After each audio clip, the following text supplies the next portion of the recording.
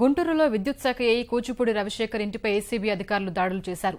గుంటూరుతో పాటు నల్లపాడు, పేరేచెర్ల, నందిగామ, చాంపాడు ఇలా మొత్తం 7 చోట్ల ఏసీబీ అధికారులు ఏకకాలంలో సోదాలు నిర్వహించారు.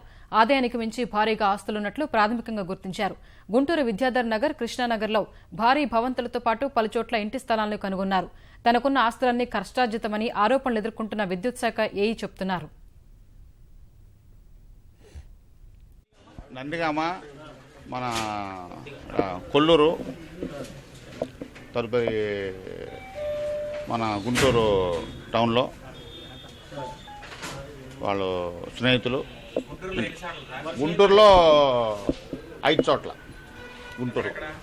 గుంటూరులో ఇప్పుడు ఆయన నివాసగృహం ఇది. మరొకటి విద్యానగర్ కొత్త ఇంటి దగ్గర ఒకటి.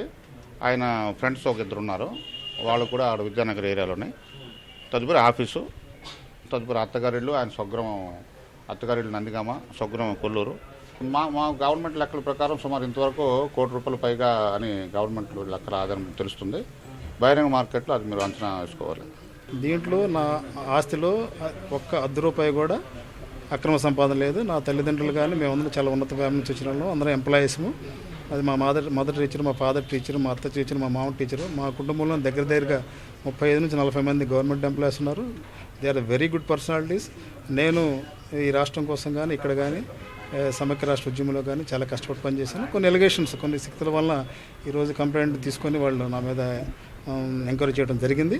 అయితే ఎంక్వైరీలో వాళ్ళు కూడా అవాకైన సందర్భం ఏంటంటే, మాకు వాళ్ళు ఎక్స్పెక్ట్ చేసిన దాంట్లో కనీసం 1/4 కదా 0.5% కూడా ప్రాపర్టీస్ కనపడలేదు.